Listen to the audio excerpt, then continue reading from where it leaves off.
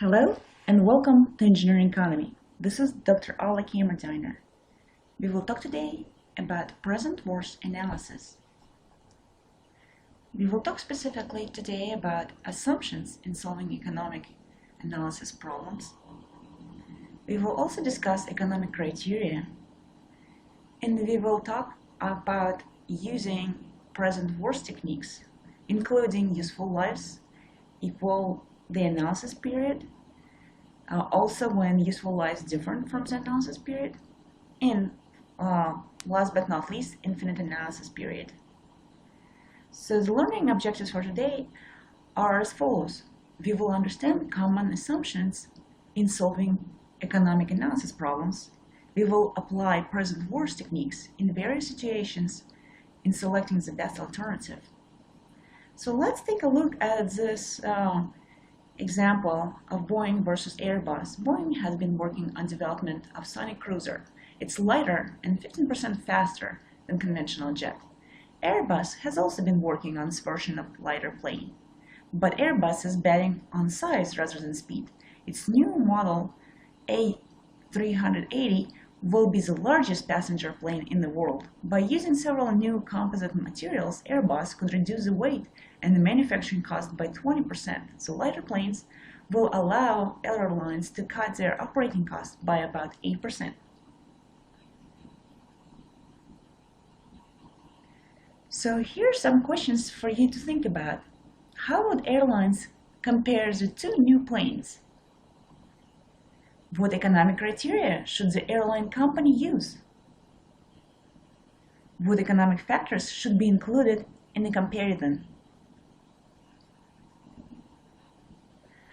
So there are some assumptions in terms of solving economic analysis problems.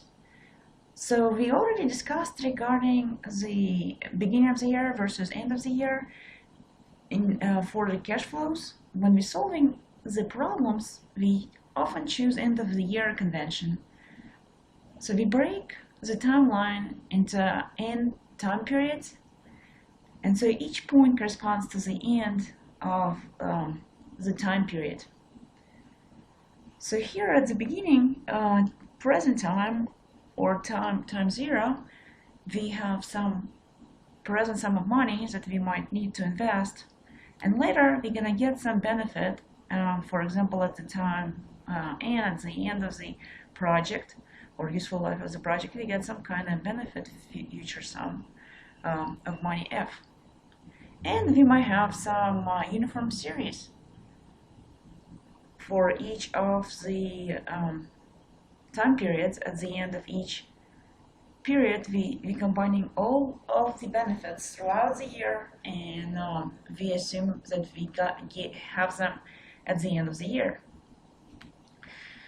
So the viewpoint of economic analysis studies is generally that the point of view from the total firm is taken. And that is very, very important, because what we're trying to do is we're trying to optimize or select the best alternative from the point of view of a total firm, not its separate parts, but the firm as a whole. Again, in terms of the end of year convention, the textbook in this area usually falls end of the year convention. And for each time period, all the series of receipts and disbursements occur at the end of the time period. So again, right, if we are looking at the rents, for example, because we know that the rent is going to be paid at the beginning of the year, then we moving at the beginning of this year is going to be the end of the year for the previous year or previous time period. And so it's important to remember, right, receipts, you can also look at it as some kind of benefits, some kind of savings, so positive cash flows. And disbursements means the negative cash flows, so some type of costs that are accrued. So all of these series of receipts and disbursements which means positive and negative cash flows, assumed to occur at the end of each time period. And so in this case, right, again, if you know that this is going to be a beginning, sometimes in the beginning, you're looking at it as a perspective, as from the perspective of the end of the previous time period. Again, if in fact they do not occur at the end of the time period, you can replace them with their equivalent values at the end of the year. You can multiply each of the appropriate factor to move it to the end of the year. So that's an alternative, right? If you do have something that would require you to move from one point in time to another, you can always use the single factor, discount factor here to move it to the end of the year.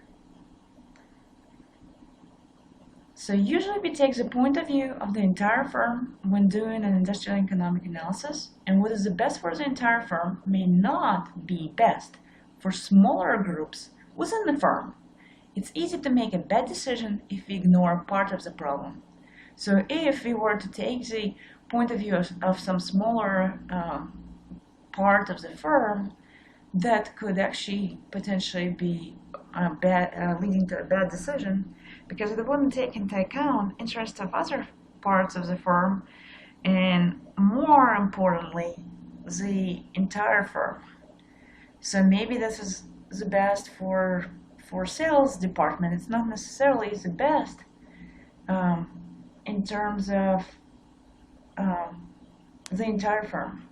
For the entire firm, it actually might be disadvantageous to make the decision that is the best, for example, for marketing or for sales or for manufacturing part of the firm. So let's talk about additional concepts and assumptions. Well, we already talked about sunk costs. So again, keep in mind that sunk costs are not taken into account when solving the problems. It is a difference between alternatives that are relevant to economic analysis. Events that have occurred in the past have no bearing on what we should do in the future. What is important are the current and future differences between alternatives. So the sunk costs are past costs, so they are not taken into account when solving economic analysis problems. And this is very important to remember. Past costs, like past events, have no bearing on deciding between alternatives unless the past costs somehow actually affect the present or future costs. Usually past costs do not affect the present or the future costs, so we call them sunk costs and disregard them. Another important viewpoint is to understand how we can look from different perspectives, and it's important, as I mentioned before, to always, when solving the problem, to always look from one single perspective. So we could look at it from the borrowed money perspective, or we can look at it from the lender perspective. So if you're looking from the borrower perspective, then economic analysis involves spending money. It's as natural to ask the source of the money. There are two aspects of money to determine: financing, which means obtaining the money, and investment, which means spending the money.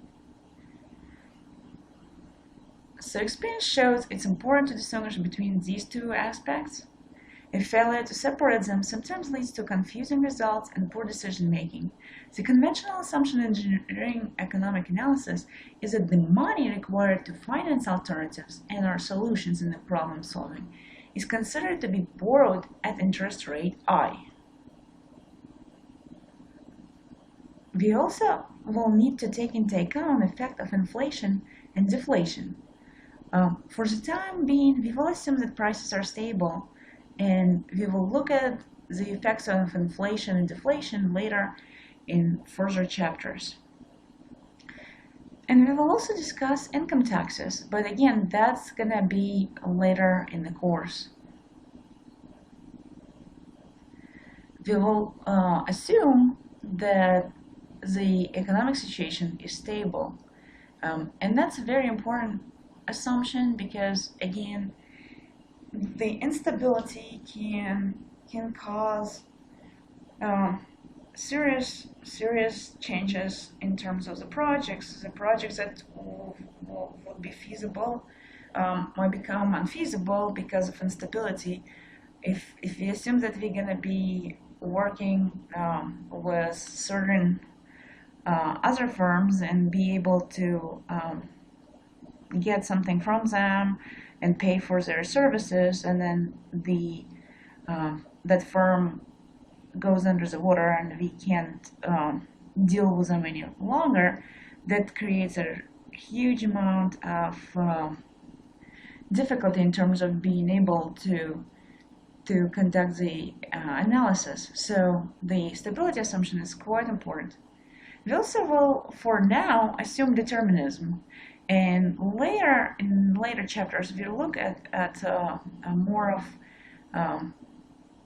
effects of uncertainty and randomness. So determinism is actually a very strong assumption, and it's almost never satisfied. All data of interest are known deterministically, that's what we assume, and there's no randomness, and all the data can be accurately predicted.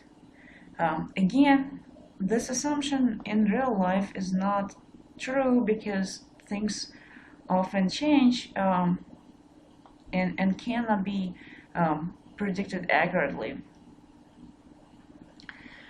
So what are the methods and what are the criteria? Well, first of all, we will consider several methods, and the key methods that we will focus on are present force, annual cash flow analysis, and rate of return analysis. So the way to use the present force analysis is to basically focus on the equivalent present force for the cash flows that we looked at.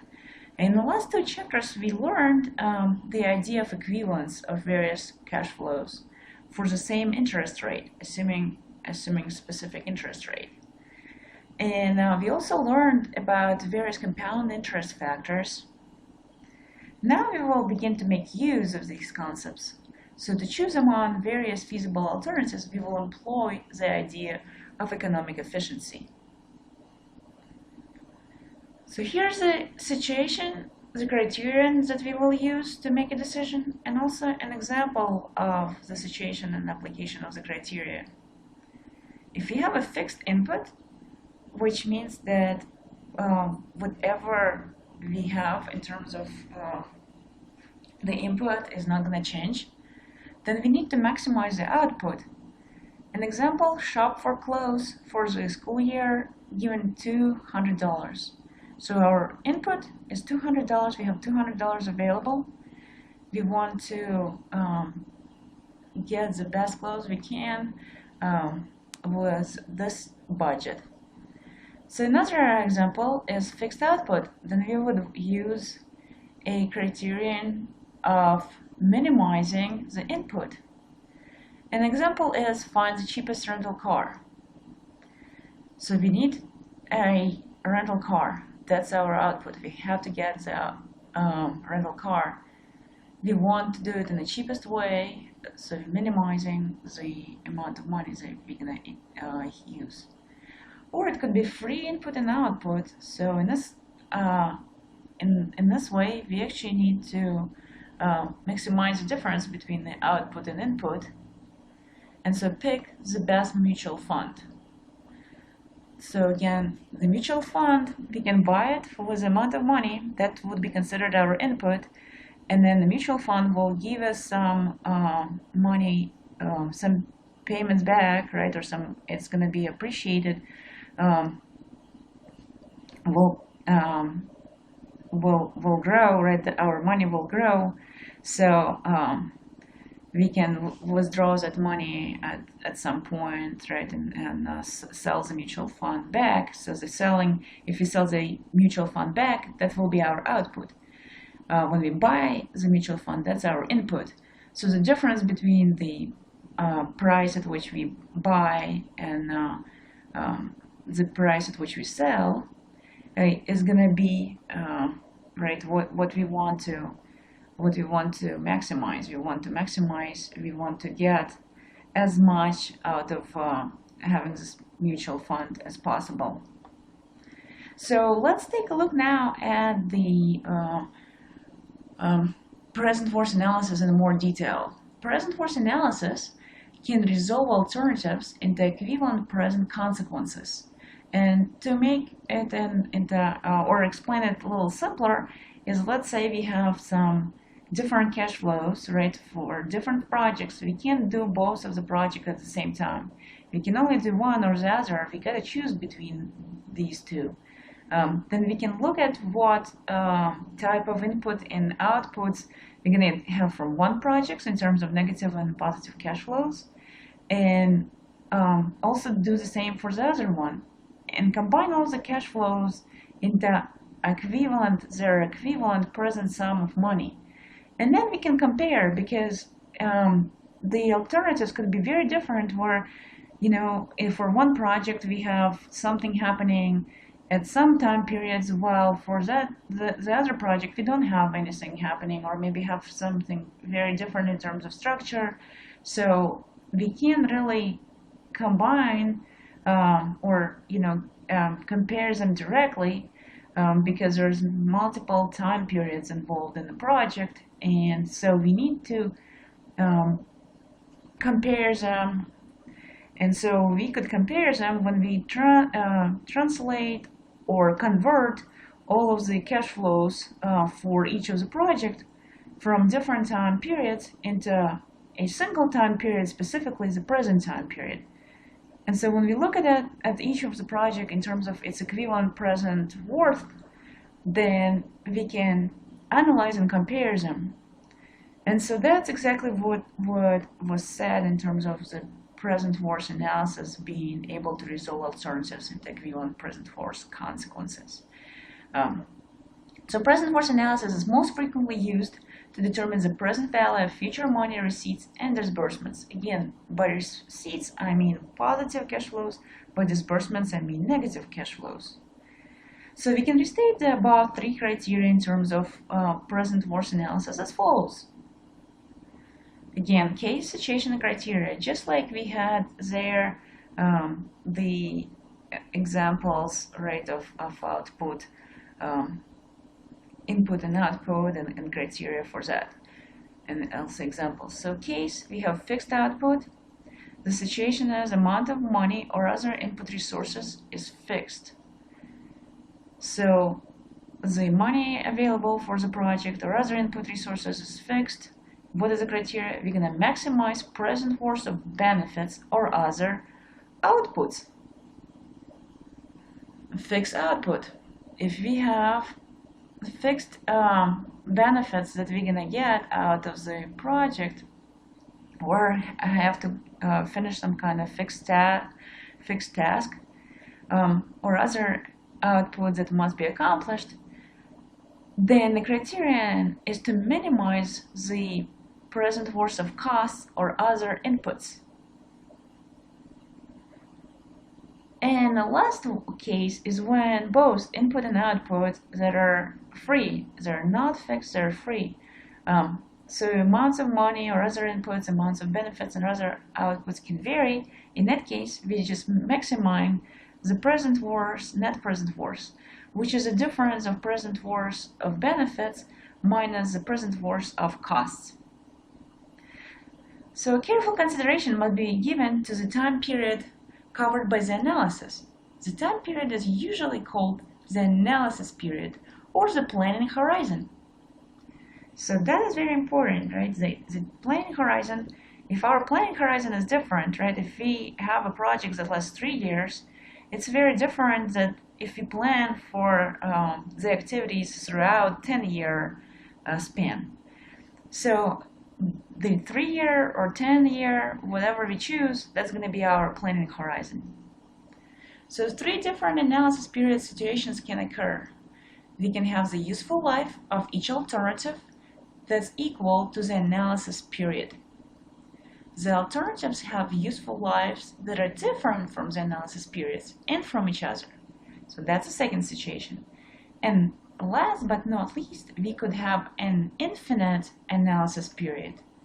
An example, maybe we want an asset to last indefinitely. For example, if we are creating a fund from which to draw a scholarship every year. So we want it to have money there um, infinitely long, right? So every year we would have some money for the fellowship. Here's an example.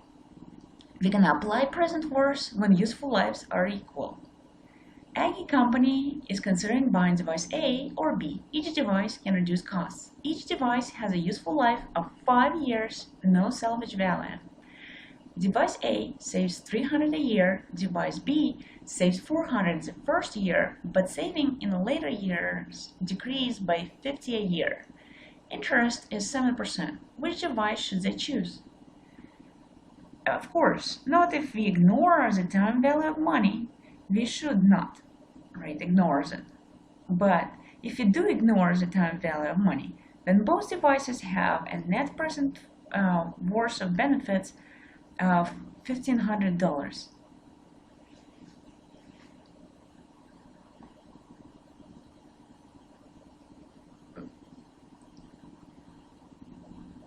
So, and $1,500 because we have this going on for 5 years. So we have 5 years as the useful lives and also as our analysis period. So analysis period is 5 years, and also the useful lives for device A and device B are 5 years.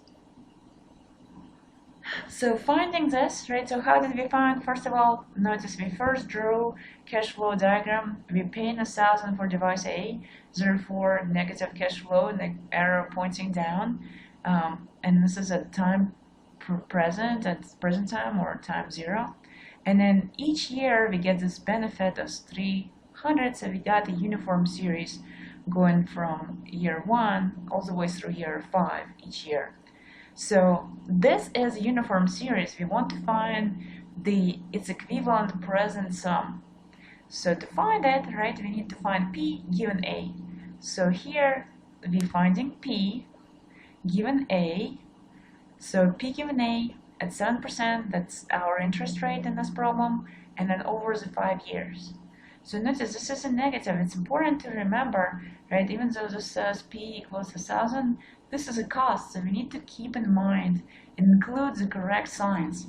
And when you do the signs, you should always assume the same point of view. Either it's a borrower point of view or a lender point of view, but you gotta assume the same point of view. Say, for example, financing, right? You're financing, or you're spending the money, or you're investing the money. Either way, you have $1,000 that you're gonna have, right? So in this case, let's say you're spending the money, right? You're investing $1,000, and then the $1,000 will give you a benefit of 300.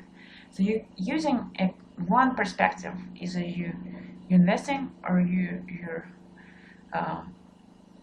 financing, but you always use the same. You use one single perspective.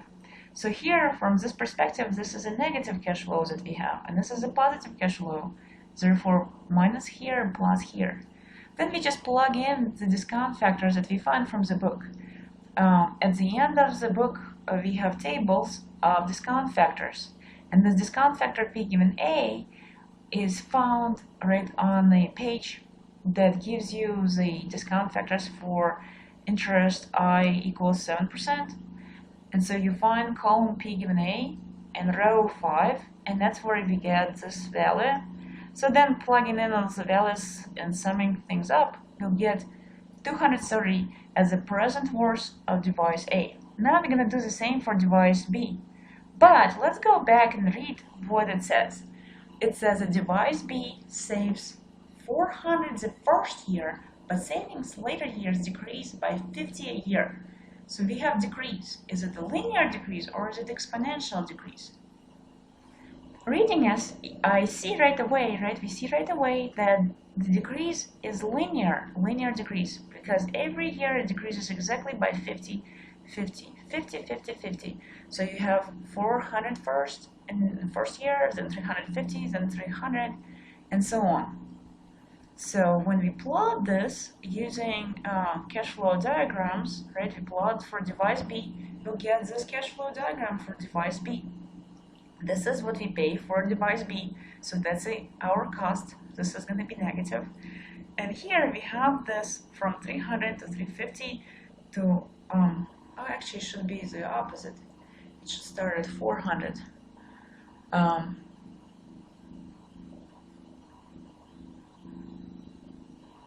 So apparently this is a different example.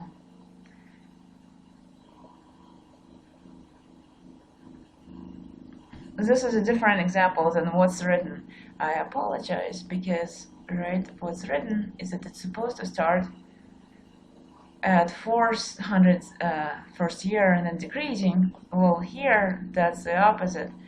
What you see here, it starts at 300 and then increases, but it should be 400 and then decreasing. Well, let's assume this is a correct cash flow diagram, right? So if this is correct cash flow diagram, that would be right, as such, right? If it's not, then we would have a 400 here, positive, and then a negative 50, right? So if we were to follow the example, then it would be different. So let me go ahead and show you also what would happen if we had a little different situation. If we had a different situation, we would have the present worth of B, present worth of device B. It would be again, right, still negative 350 as our present, right? So here what we use is P. Plus we have some A, and then if we want to find P given A at 7% and 5 years, plus G, of course we're going to have a negative G, and then here P given G at 7% over 5 years. So we still using this formula, and then we will just have, right, instead of P, we would have this 350, negative 1350, because that's a cost for the device B. But then if we were to use what's written there in the example, would be 400, and then multiply by P given A at 7% over 5 years.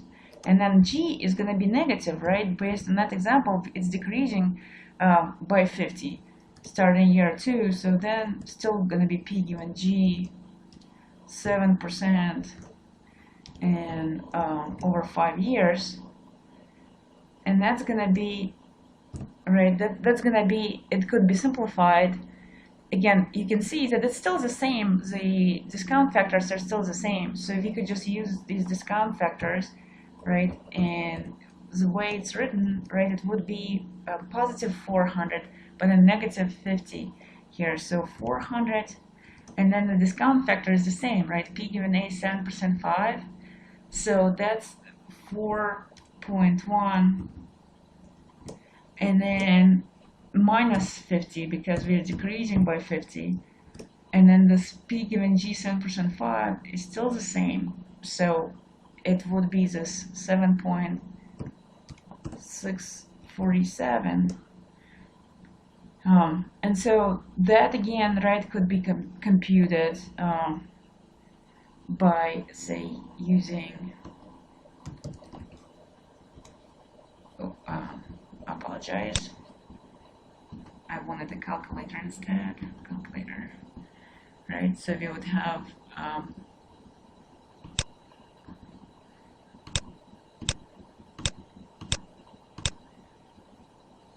and then plus 1. Oh, actually, let's do it differently. Let's clear it off. Let's first multiply 400 by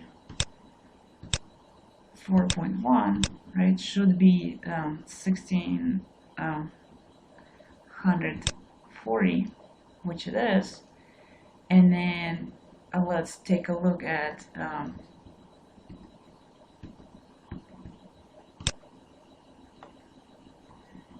the other one, right? So we have 50 multiplied by 7.647, which is 382.35, right? So that's the one that we're gonna subtract. So we're gonna multiply by -1. Actually, let's just clear it off, right? So minus 50 multiplied by 7.647, and then that's gonna be negative, right? So this is gonna be here. We're gonna have plus 1640 and then minus 382.35.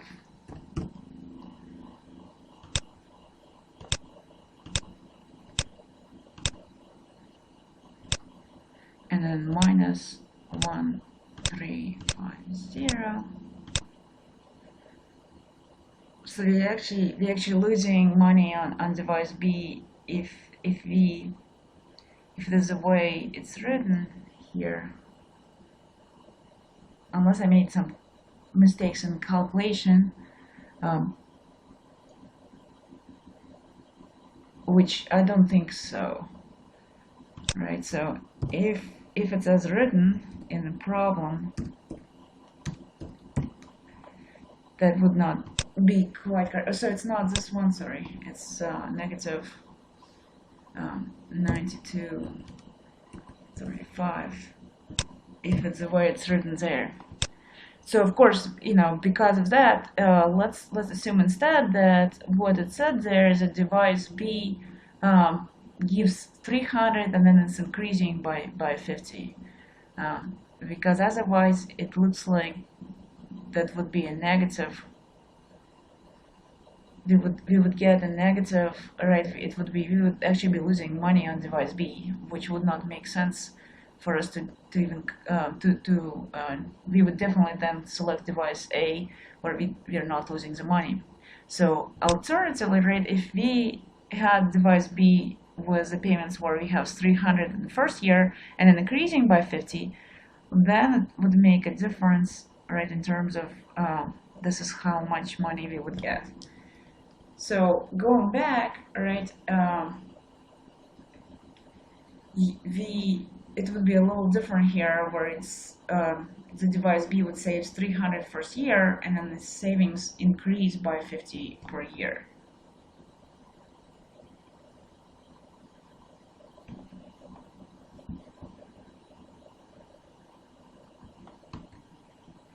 So again, the way the problem is written, we would have to choose device A for sure, but what's solved here is actually comparing the device B, whereas device B has this increase.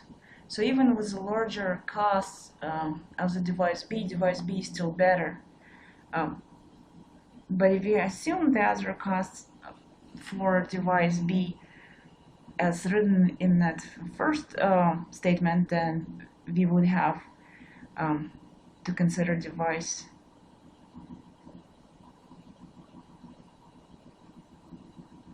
A.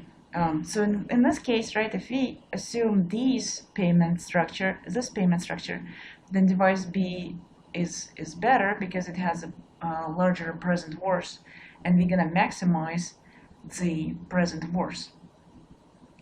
So now let's take a look at another example. So here in this example, again, useful lives are going to be equal. And they will be equal to the analysis period as well. So here we build a full-size facility for 400 million now, Or we can build a reduced size facility now for 300 million and then expand it 25 years later for an additional 350 million at 6% interest. So they're either single stage construction or two-stage construction. So when you look at the single stage construction where we build a full-size facility at 4 million now, the present worth of cost is 4 million. For the two-phase construction, the present worth of cost, so it's the same facility, it's just a different ways, right? Different inputs.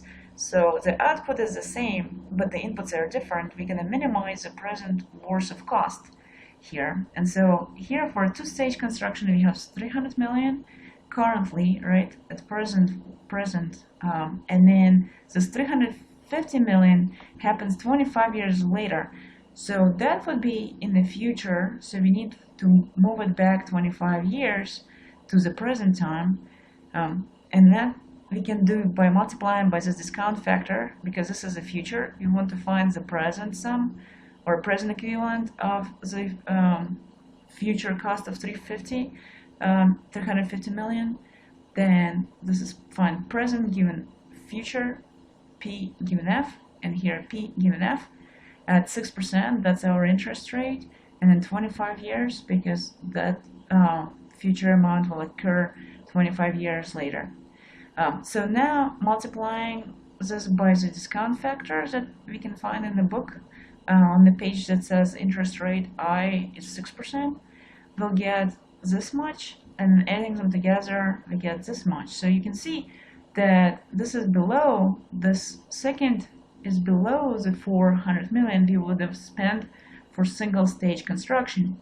So the question to you, which one should we choose, two-stage or single stage construction? Yes, you're correct. We will choose the two-stage construction because we're minimizing the present worth of cost, and the present worth of two-stage construction cost are less, being 381 and 6.6 million. They're smaller than 400 present worth of cost for the single stage construction. So choosing two-stage construction is the answer. Here's another example of using present worth when useful lives are equal. We have manufacturers.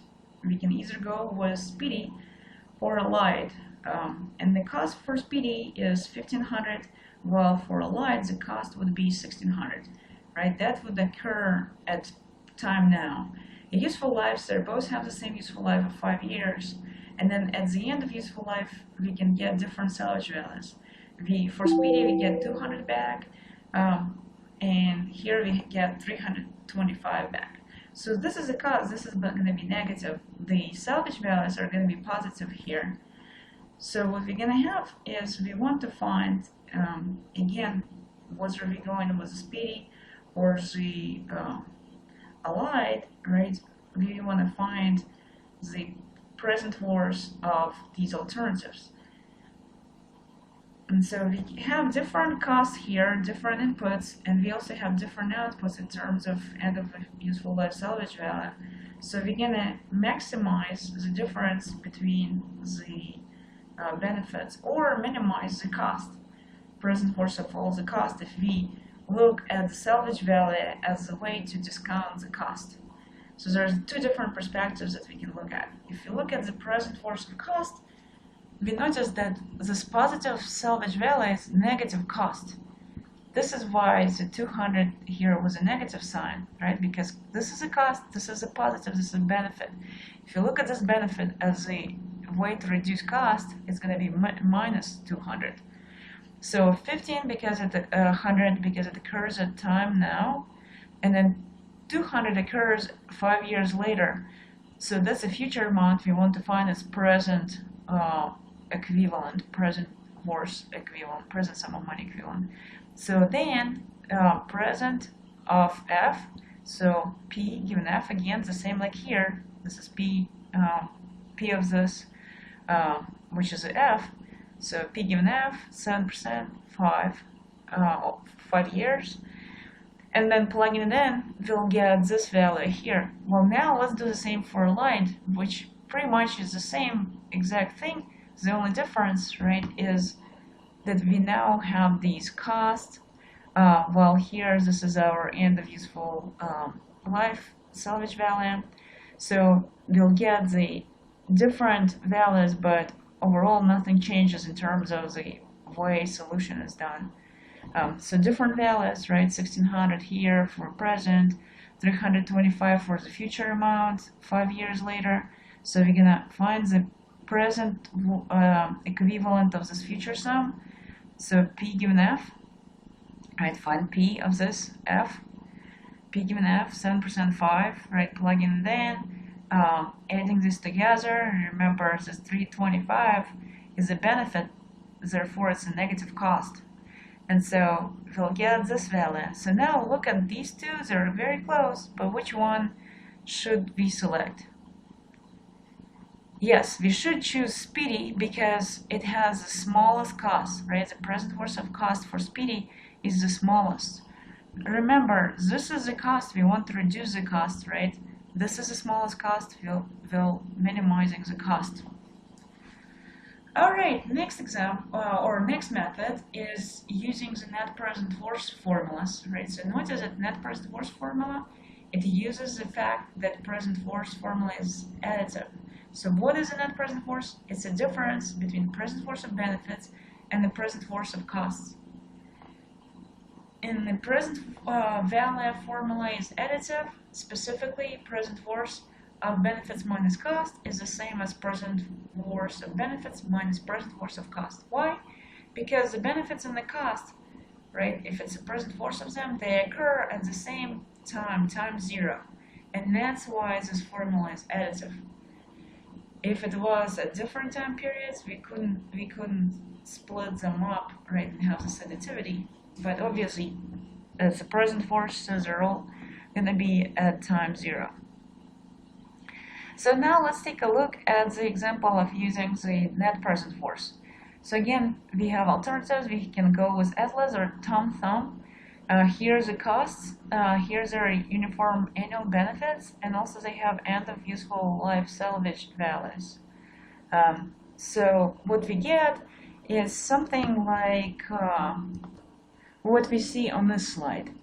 And what we see on this slide, right, we have the costs, we have some uniform annual benefits, and then we have the salvage value. So the cash flow diagrams for both examples are going to be the same like what we see on this slide, except that instead of n, we're going to have our useful life there, which I believe was 5. So now this is what we have. They have equal useful lives, and these are the cost, uniform benefits, and end of useful life values. So we saw what kind of cash flow diagram we're going to have. So let's take a look at Atlas then. For Atlas, then we have, well, actually not 5, the useful life is 6 in this example, but for Atlas we have the net present worth, which is the benefits minus the cost. So here are the benefits, right? What are the benefits? The uniform annual benefit here, and then the one future value as at the end of useful life, right? The salvage value is a positive, so it's also a benefit. We can look at it as also a benefit. So we have 450. It's a A, right? So we want to find its present equivalent. So that's A. We want to find P. P from the A. So PA. So here P and then A. 8% is the interest rate in this case, and then 6 is a useful life, not 5 like I said earlier. It's actually 6, and then plus 100, right? And this 100 is not A. This 100 only occurs once. These occurs every time period. They're uniform annual every year. They occur every time period every year. This one only occurs once at the end of the 6 years. So this is the F, future value, and we want to find its present worth equivalent. So P given F at 8%, over 6 years, right? So we're discounting it 6 years back to the present, and this is our F100. And then the cost is at present time, so we don't need to multiply it by anything. So minus 2,000. And then we can just plug in discount factors that we can find on the page that gives us 8% interest rate. And the row is going to be 6, but two different columns we're going to use. We're going to use column P given A, and we're going to use column P given F. So therefore, two different numbers. Multiplying here and here, and then adding and subtracting all the values together will lead us to a net present worth of $143. That's for Atlas. Well, exact same situation, right? We have for Tom Thumb, exact same cash flow diagram, just like I showed you. The only difference is the values, right? The values are going to be different. So now for Tom Thumb, we have net present worth. Again, the benefit 600 is annual benefit. Therefore, A, right, occurs every year. So that's your uniform series amount, A. And then P given A, just like here. And then the 700, right, that's the end of useful life salvage value. So P given F. So of course, right, we're combining this. These are the benefits. And then we're subtracting the cost. And the cost is this initial cost that happens in the present. So again, no discount factor here because it's already in the present, in terms of present. And then we're just plugging in the values and multiplying and adding everything gets us to 215 for Tom Thumb. So question to you, do we select Atlas or do we select Tom Thumb? Yes, that is correct. We're going to select Tom Thumb because Tom Thumb maximizes our net present worth. When both inputs and outputs differ, right, we have different costs and we have different benefits, then we're going to maximize the net present worth, right? So it's not net present worth of, it's a net present worth, right, where we have benefits minus the costs. So now it's not going to be the Atlas, it's going to be Tom Thumb because Tom Thumb has a higher value here in terms of its net present worth. Alright, so now let's take a look at a different situation. In this case, the useful lives are different from the analysis period. So here we could approach this in a different ways. One of the ways to do it is to use least common multiple of useful lives from various alternatives. In this case, we're going to assume that service will be needed indefinitely, and we're repeating same cash flows in each cycle for each alternative. Or we could look at it from the perspective of analysis period, and that's an alternative to the least common multiple of useful lives. And from that perspective, we would need to estimate the terminal values for all alternatives at the end of the analysis period. So sometimes the useful lives of projects differ from the analysis period. An example is mailroom needs new equipment. Alternative choices are as follows. We can go with Speedy or Allied. Here's our cost. The useful lives, notice they're different. For Speedy is 5 years, for Allied is 10 years.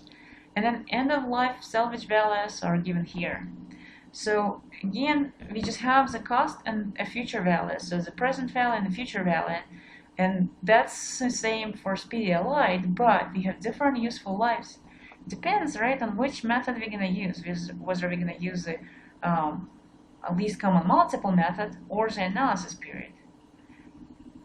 So we no longer have a situation where either choice will provide the same desired level or fixed output. Speedy equipment for 5 years is not equivalent to Allied equipment for 10 years. That is very important to keep in mind. So we gotta compare similar things, right? We gotta compare, if we're comparing 10 years, we gotta compare 10 years. Or if you're comparing 5 years, we gotta compare 5 years. So what we're gonna do, right, to compare apples to apples, we're gonna combine for and combine these 5-year Speedy into 2 Speedies, right? So you can see here, right? So that was, of course, for Speedy, right? Speedy had a useful life of 5 years. So we're combining the Speedy here into Speedy 1 during the first 5 years, and then again the same Speedy we assuming we can repurchase and resold in the second 5-year span. But here for a light, it's just gonna all just last this 10 years. So again, for a light for 10 years, so we're gonna get simply, right, so a light is lasts the whole 10 years. 1600 minus 325 multiplied by the discount factor, right? This is a future amount. You're finding its present alternative, present equivalent. So now we have P given F, 7% over 10 years. Plugging in the values, we get this estimate. For Speedy, we're gonna use this cash flow diagram because we need to compare it over 10 years. If we use this would not be correct. We gotta use this. So for Speedy, if we did this, right, over 5 years, right, Speedy for 5 years, it would be this much. So if we were to say, oh, let's compare a light for 10 years with a Speedy for 5 years, it would lead us to believe that Speedy would be a best choice, right? Because it would be, or the Speedy would be the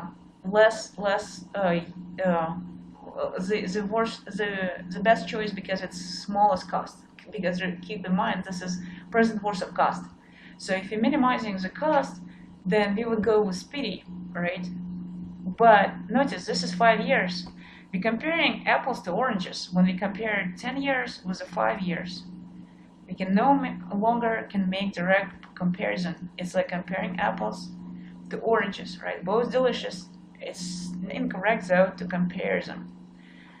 Right, there are two different things. Apples and oranges, we're not going to compare apples to oranges. We're going to compare apples to apples. So, two Speedies, right, is what making it apples, right? Because our light were apples, as you remember. I'm just kidding. All right, one possibility, we can compare one light with two Speedies. We buy a Speedy for $1,500, use it for 5 years, get $200 back in a salvage, and then buy a second Speedy for $1,500 again and use it for 5 years, and then again get $200 salvage. So two Speedies means $1,500, right? That's current, present. Then in year 5, we get $200 back, and we reinvested to buy another Speedy for $1,500. So this positive benefit is going to reduce our cost. So $1,500 of cost minus the $200 benefits that we got from selling off the previous Speedy at the end of its useful life, right? For example, for scrap metal, right? It's going to reduce our cost to $1,300 here, therefore $1,300. But this occurs in the future time, so we need to find its present equivalent. Therefore, we multiply it by discount factor, find P, given F, 7%, at 7%, because 7% is our interest rate here in this problem, over 5 years, right? Because it occurs at year 5. But then we also have this the salvage value, which is a positive benefit, but remember, this is the present worst of cost, therefore it's going to be a negative value because this positive salvage is reducing our cost. So minus 200, and the salvage value occurs in the second 5 years. The second 5 years is the end of the 10 years, therefore it's over 10. So then we're plugging it all in, right, all the discount factors, plugging them in, multiplying, adding, and subtracting, and get us 2,325. So recall, when we did the applied for 10 years, we had allied for 10 years, we had this cost. So now when we're comparing apples to apples, you can really see the two Speedies, right, or over 10 years versus allied for 10 years. The cost of allied is much smaller. So we gotta go with allied, right? But if we were comparing the apples to oranges, we would make an incorrect choice of going for Speedies, which would be very costly for us for 10 years, right? Because then again, we would need to buy a second Speedy, and that would cost $2,325 versus $1,435, right? So subtracting those, we would save a little less than $900. 890, I believe, we would save if we went with a light for 10 years versus having to buy two speedies over two 5-year terms. All right, so I hope this makes a big statement regarding that we gotta compare over the exact same time period, because if you're comparing it over different time periods, it would possibly lead to incorrect conclusions. So generalizations and analysis period for an economy study should be determined from the situation. The period can be short. Example is personal computer manufacturing, or intermediate length, steel manufacturing, or indefinite length, and national government, right? If it's a government type of project, you would want to look into all possible benefits and costs of it indefinitely. So least common multiple idea, in the above example, it made some sense to use 10 years as the analysis period.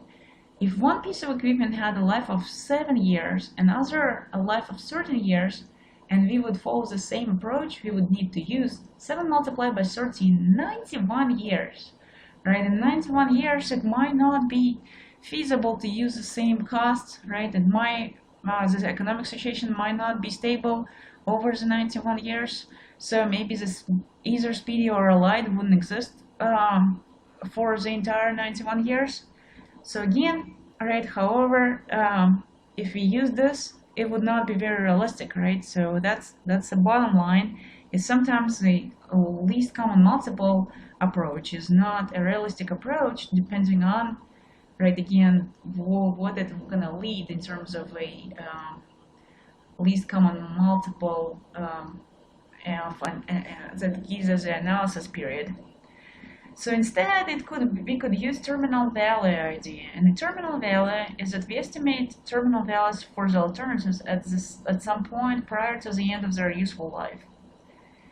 And that way, right, we compare the same apples to apples, because we select the analysis period, and at the end of the analysis period, we'll get the terminal values for each alternative. For example, maybe we're gonna think of it as, what if we sold it, right? We're gonna assume that we're gonna sell it at the end of the terminal value, or what's gonna be the value, how much we could sell it for. And here's alternative one. We have initial cost, and we have some salvage value, and then we have replacement cost, and then it would go all the way here to the second salvage value. However, we're only gonna look at the analysis periods. It's not gonna be multiple of any of these. So at some point, we're gonna have this terminal value. And alternative two, we have initial cost and the terminal value, right? So we have the terminal value because this alternative would actually be longer, has a longer useful life than the terminal, the end of the terminal period, right? So if we terminate at this period, for the first alternative, we have it's shorter, right? It's shorter than the analysis period. But the second alternative is longer than analysis period. So that's the difference between two alternatives, and that's the difference in cash flow diagrams that you see, right? In red, you have the alternative one for one cycle. In green, you have alternative two for one cycle. So the horizon, the planning horizon falls in different spots for each alternative. For alternative one, the planning horizon is longer than the useful life of this alternative. For the second, the planning horizon is shorter than the useful life of this alternative. So again, right, what we're looking at is the 13-year and 7 years, right? So this is a 7-year alternative. This is a 13-year alternative, and our analysis period is 10 years. We want to analyze this for 10 years. So this is a present worth of cost within 10-year analysis period. So then it would be something like this for the first alternative. We would have the cost here, this is at current present time, so no discount factor. And then here at 7 years, because it's a useful life of alternative one, we would have again, cost is R, so R is the replacement cost. This is the salvage value, it's a benefit that reduces the cost. So it's going to be R1 minus S1. And then we're going to have multiplied, because it occurs at year 7, it's going to be P given F multiplied by discount factor P given F I7, right? Because this is a future value, we want to find its present equivalent. And then here we have T1, even though it's positive going up, because we're looking at the worst of costs, the benefit is a negative cost. So this is going to be minus T1, and it occurs at the end of the analysis period, therefore P given F I10, right? The analysis period is 10 years. So that right here is the present worth of the first alternative right here. And then we have present worth of the second alternative. And this is simply, we just have the C2, right, which is the cost, pointing down, so we just using it as it is without the negative, that's the cost. This is a negative because it's a benefit, which is a negative cost. So at the end of the analysis period at 10 years, we have T2, so it's going to be negative because it's a benefit rather than cost, and we're looking for the present worth of costs. So the benefit is a negative cost minus T2, and because it occurs at year 10, we're going to discount this future sum of money into its equivalent, to make it into its equivalent present sum by multiplying by this discount factor P given F. Because this is F, we're finding its P, so find P given F, P given F, I, and 10, because that's when T2 is occurs. So these two, this and this right here, these two represent the present worth of cost for this 10-year analysis period for the two alternatives. Here's an example. We have alternative 1, alternative 2. We know their initial costs, we know their salvage values, we know their useful lives, here 7 years and 13 years, and we know the estimated market value at the end of 10 years. So again, this is exactly what we saw on the previous slide in terms of their cash flow diagrams, right? So the cash flow diagrams are like this, and we can use the formulas that we just derived. So present worth of alternative 1, which is a shorter alternative, therefore we have more here because we will have to repurchase, right? Repurchases again, and this is a second cost. So this case, we are not using present worth of cost. Instead, we're using net present worth. So net present worth, so this is going to be negative 50, right? Negative 50 in terms of cost. The 10,000 is going to be the benefit from selling the equipment for alternative 1 at the end of useful life, and then again repurchasing it, so it reduces the repurchase amount. So 10 minus 50,000 at year 7, which is the end of the useful life for alternative 1. So P given F, because this is a future amount, we want to find its present equivalent, 8% 7, right, over 7 years. And then the 20,000 happened at 10 years. So that's a future amount, single amount that needs to be discounted to present. So multiply by P given F, 8% at or over 10 years. And so plugging in the discount factors, notice these are two different discount factors because they're found in the same column but in different rows. This is for 7 years, this is for 10 years. Therefore, we have different values here plugged in. And then evaluating this will lead us to the net present worth of negative 64,076 cents. Well, the same thing we can do for alternative 2. However, it's going to be different. We're not going to be having this here, right? Because the useful life of alternative 2 is 13 years. Therefore, we're not going to have this, right? You can see this is a cash flow diagram, right? We only have the terminal value. We don't have anything between 0 and 10 years for alternative 2. So that's what we have for alternative 2, right? We only have the 75 of initial cost negative because we're looking at net present force, which means benefits minus the cost. So the cost is going to be negative, the benefit is going to be positive. This is a positive benefit of estimated market value at the end of the 10 years. So that occurs at year 10.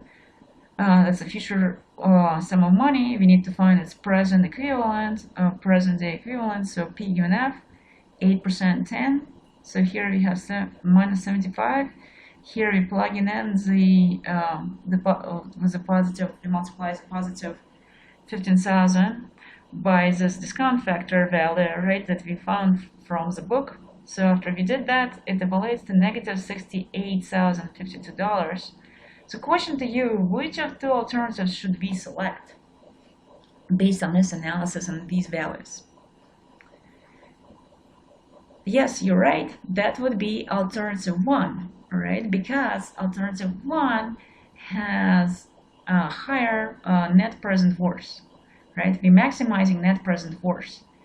And the negative value is here, right? This negative value is below this negative value, right? So this is higher, this is maximum out of the two, right? Because it has smaller absolute value, right? When we take a negative, right, this is a higher one. So of course alternative 1 is higher net present force, or lower alternative, we can see it as a lower cost, and therefore it should be selected. Alright, so now let's talk about infinite length analysis periods, and specifically you look at capitalized cost. So as I mentioned earlier, sometimes the analysis period is of indefinite length. Example, right, would include a government, right? If a government had considered the project, they would need to often look at it from the perspective that they want to look at the future and see all possibility in terms of all the possible benefits and costs in the future. And so sometimes analysis period is of indefinite length. The need for roads, dams, pipelines, etc. is sometimes considered permanent. In this situation, a present force analysis uses an indefinite analysis period. Present force analysis in this case is called capitalized cost. Capitalized cost is the present sum of money that would need to be set aside now at some known interest rate to yield the funds needed to provide a service indefinitely, right? So we want to provide the service indefinitely. We look for a sum of money that would be enough to do that. And that present sum of money is called capitalized cost. So this is a formula. It has a very simple formula in terms of computing capitalized cost from the uniform annual amounts. If you know the uniform annual amounts that last indefinitely, we just divide them by the interest rate, and that gives us a capitalized cost. Here's an example. How much should one set aside to pay $50 per year for maintenance on gravesite if interest is assumed to be 4%? So see, this is a gravesite. We want the gravesite to be staying there forever, right? And so we want the maintenance, and the annual maintenance would be $50 per year. So interest is assumed to be 4%.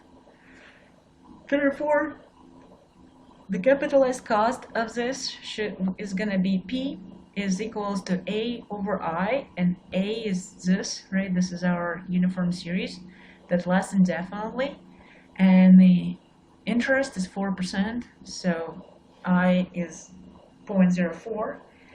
Dividing this two will give us 1,250. So the capitalized cost, or the present sum of money, to be able to every year pay for this maintenance of gravesite indefinitely is $1,250. So another example. Here I have a little different example where we have 8 million recurring cost for maybe maintaining a road or something.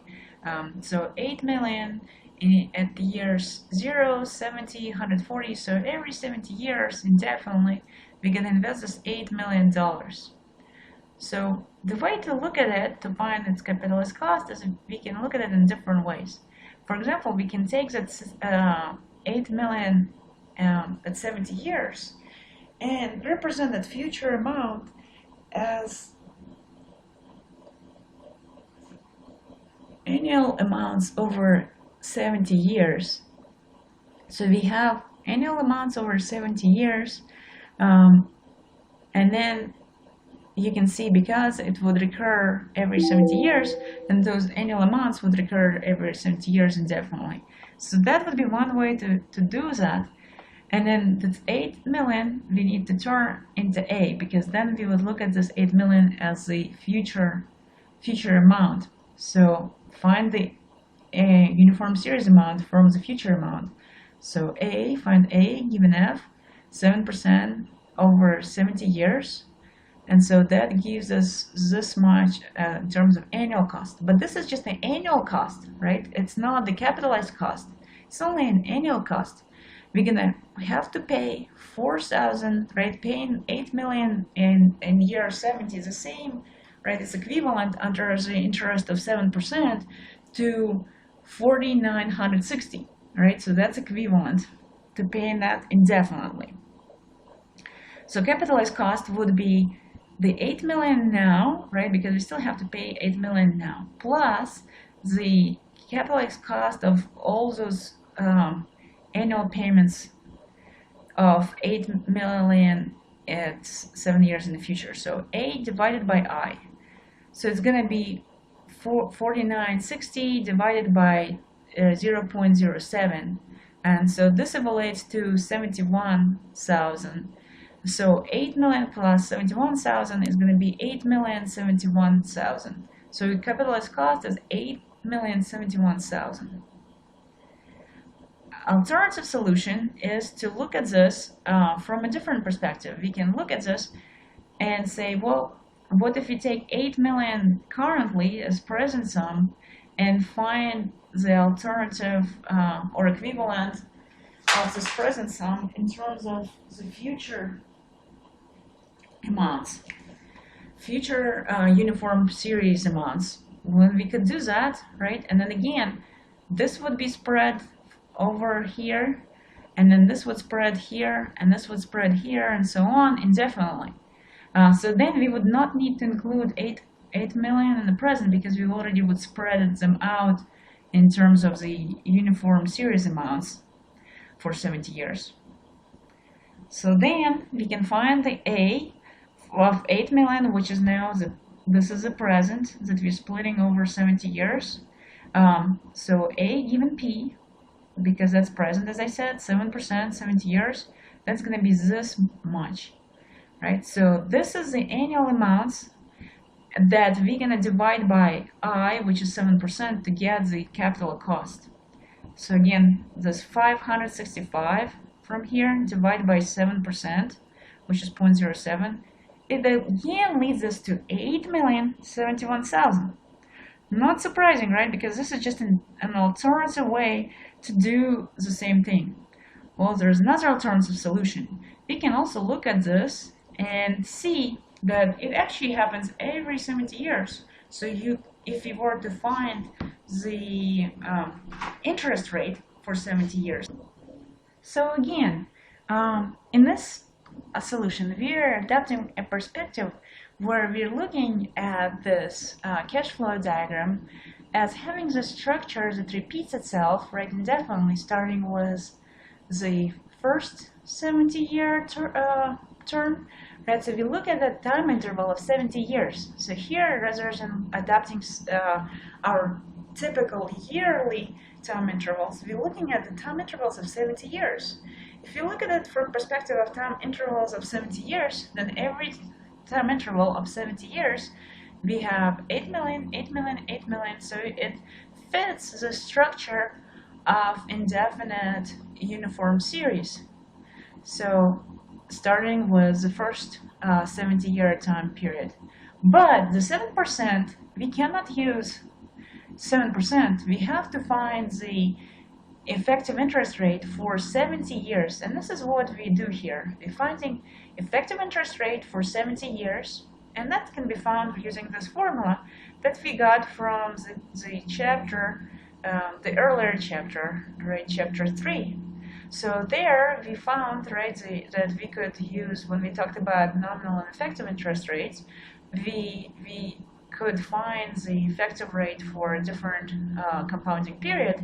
And here our compounding period is 70 years. So 1 plus 7%, which is the effective rate, annual rate, right? Then we compound it over 70 years. So we have 70 years here, and then minus 1. So when we do the computation, that actually gives us a 113.989 thousandths percent, right? So that's a percentage rate. That's an effective 70-year rate. That's a rate that we can actually use here. And in addition, keep in mind that we did not include in this uniform series that start at first 70-year period, we do not include the 8 million that happens at time 0, so we still have to add the 8 million. But then we divide this 8 million that is annual, or not annual, but every 70 years, 8 million, we divide it by the effective 70-year rate. So it's gonna be capitalized cost 8 million plus A over I, 8 million, which is this present sum, plus the recurring 8 million every 70 years, divided by effective 70-year rate. And that again leads us to the same value as before, 8,071,000. So that's an alternative solution too. So that illustrates once again that many times in engineering economic problems we can solve the same problem in very different ways. So whichever way is easier for you, that's the way, as long as it's correct way, where all of the cash flows are being taken into account and discounted in a proper way. You can use whatever way you see fit, as long as you do it correctly. So here's another example, example 5a of multiple alternatives. Here we have different pipe sizes. We consider pipe size of 2 inches, 3, 4, or 5 inches. And they all have different initial costs and different costs of pumping. So this is our initial cost. This is the cost of pumping per hour, which we're gonna turn into this cost of pumping. So again, we have 2,200 initial cost, and then these annualized cost, uniform series cost, we have 2,000 hours that we're gonna use this pipe for, and these are the hourly costs, and this is 200 hours. So together, that's your annualized amount, so we have 200 hours per year that we will have to use this. So we're gonna have this as an annual. We need to find its present time. So we multiply it, or present equivalent of these costs, pumping costs. So this is A. We need to find its P. So P given A, 7% is the interest rate here, and 5 years is the time period. So at 7% over 5 years, plugging in the discount factor and doing the multiplications and additions, it evaluates the cost of 2-inch pipes to be 31,840. For the cost of 3-inch pipes, we plug in this value, right, which is at 23,000, and this value in terms of hourly cost. Again, we would have to do this for 2,000 hours. Again, the same discount factor. So that evaluates to 28,330.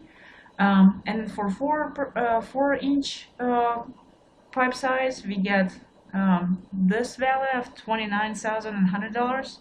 And for present force of cost of 5-inch is 33 1280. Again, right, this is very same for all 4 different pipe sizes. We still have the same cash flow diagram where we have some initial costs at the present time, and then we have recurring costs, uniform series that we would need to turn into the present sum equivalent. And so this gives us 4 different present worth of costs. So how would we select now, based on these costs, how would we select the pipe size? Yes, you're correct. We would need to minimize the cost, and we would select the pipe size that has the smallest present worth of cost, because we're minimizing the input, we're minimizing the cost, and that's 3-inch pipe. The 3-inch pipe has the lowest cost out of all of them. So one other example is multiple alternatives. An investor paid $8,000 to a consulting firm to analyze what to do with a parcel of land on the edge of town he bought for $30,000. The consultant suggests 4 alternatives below.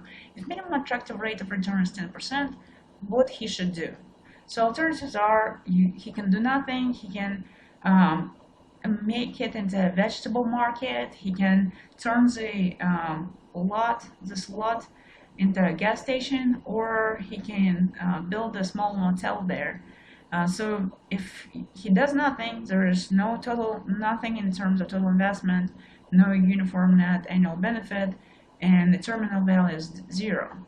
But for the other 3 alternatives, we have some values of the total investment, uniform net annual benefit, and the terminal value. So again, that's similar to that, what we have here in terms of cash flow diagram. It's very similar to that example that I showed you at the very beginning of the lecture, where we have a present sum of money, rate of total investment pointing down. We have some uniform annual benefits, net benefits, arrows pointing up every year, and then at the end of the entire project we have some additional benefit with the arrow pointing up. So that would be the cash flow diagram for all 3 of these alternatives. Of course, for do nothing, all we get is nothing in return. So this is just going to be net present worth for do nothing would be 0. So we're just basically comparing these 2 3 alternatives to the alternative do nothing. And it's important to keep in mind that investor always has the alternative to do nothing. It's not too exciting, but maybe better than other choices.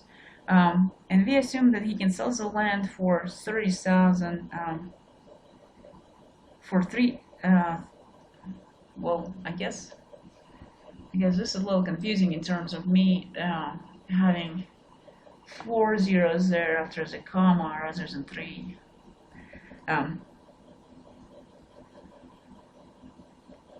So let's take a look again and just do the analysis and to find the present worth of different costs. Net present worth of doing nothing is of course 0, as we discussed. The net present worth of B, vegetable market, would be, right here we have a negative total cost at present time, so negative 50,000. Then we have uniform annual benefit, that's A. We need to turn it into equivalent present worth. So we take the A, we multiply it by discount factor of P given A, because we're finding P. So P given A, 10% over 20 years, because this is the analysis period is 20 years. And then $30,000, right, of terminal values that he's gonna sell that back is gonna be $30,000, right? So over there, let's just assume that he can sell the land back at $30,000 rather than having 4 extra zeros there. Just never mind the other 0. So anyways, this is a positive, right? This is a benefit. This was a benefit too. The salvage terminal value is also a benefit. It's a single time cash flow, future amount, and so we need to find its equivalent present value. So equivalent present value of this future amount is found by multiplying this future amount by P given F at 10% because that's our interest rate over 20 years. That's our analysis period. And so that estimates to this negative over negative 2000, right? A little over than negative 2000 in terms of more than 2000 in costs. So that's a net present worth, right? Which is negative. The net present worth of C, we're just plugging in values, but the whole concept, the cash flow diagrams, remains the same, and so the whole solution is the same. The only difference is the values. So plugging in different values for C and D, we get this negative value here and another negative, even larger negative value for a small motel. So basically we conclude that we will be losing money on either vegetable market, the gas station, or a small motel. So none of these alternatives is good. So the investor should do nothing, right? So because otherwise he would be losing money. So doing nothing and just selling the land back afterwards would be the alternative. Important note, the $8,000 the investor spent for consulting services is a past cost and is called a sunk cost. The only relevant costs in the economic analysis are present and future costs. And past events and past costs are gone and cannot be allowed to affect future planning, and that is extremely important. The only exceptions occur in computing depreciation charges and income taxes. Another important note is if the investor decides to gamble on one of the above alternatives and to try to recover the sunk cost, it would not be a good risk. The authors did not mention it, but the sort of analysis the consultants did to provide the table was probably very approximate. Predicting the future is always very tricky. So here's another quick example of strip mining. The land can be purchased for $610,000 to be strip mined for coal. Annual net income would be $200,000 per year for 10 years. At the end of 10 years, the surface of the land must be restored according to federal law. The cost of reclamation will be $1.5 million in excess of the resale value of the land after it's restored. The interest rate is 10%. If the project is economically justifiable. So I want to right away point out that in this case, before all the times its terminal values or salvage values were positive and were benefits, in this case we actually have an example of the salvage value which would be a negative, right, which would be a cost. So there's a cost of reclamation of $1.5 million. So let's take a look at the interest rate of 10%, whether the project is economically justifiable. What does it mean, economically justifiable? Well, as I mentioned in the earlier slide, the investor could always do nothing. So are we better off, do we want to do this project, or are we better off doing nothing? So if the project is where we are losing money on it, then it's not economically justifiable that we would rather do nothing then. So let's take a look at this example. So here's our cash flow table. So we have at year 0, we have this negative in the thousands cash flows in the thousands, negative 610. Then during the years 1 through 10, including all of the years through 1 through 10, we have 200 per year, and then at year 10 we have a negative 1500. So doing the net present worth analysis, we're gonna have negative 610, which is at current time, present time, so no discount factors needed. Then this 200 per year is annual, so we're gonna multiply it by discount factor P given A, because we're finding the present equivalent of this annual amount of money. And so 10% is interest rate over 10 years, because that's when we have these annual amounts. And then at the end of year 10, we have additional future amount of a negative 1500. So negative 1500, we're going to turn into present equivalent by multiplying by this discount factor of P given F, because that's F, it's a future amount. right? It only happens single time, but this ones are recurring and the same, so it's a uniform series here, while this is a future amount here. And therefore, this was P given A, and this is P given F. And then plugging in those different discount factors and evaluating, we're actually going to get 41,000, right? So because remember, these are in the thousands, so a positive 41,000 in net present worth. So this leads us to conclude that the project is in fact justifiable and we should do it. Here's one other example, example 511. Here we have alternative A versus alternative B. So you look at the cash flows and we want to analyze these two alternatives and look at 8% interest rate, which alternative should be selected. So we gotta do either A or B in this case, which one should be selected. We don't have the alternative of doing nothing. In this case, for example, we just gotta select between the two alternatives. So notice if you look at this, right, we have a difference on 150. So if from 1,000, when we subtract 150, we get 850. Again, from 850, when we subtract 150, we get 700. From 700, when we subtract 150, we get 550. And then from 550, when we subtract 150, 400. So every time we subtract 150, we get to the new value. What it means is a linear, decreasing linear trend in terms of benefits for alternative A. So that leads us to believe if there's a linear decreasing trend, that leads us to believe we need to use the arithmetic gradient series, right?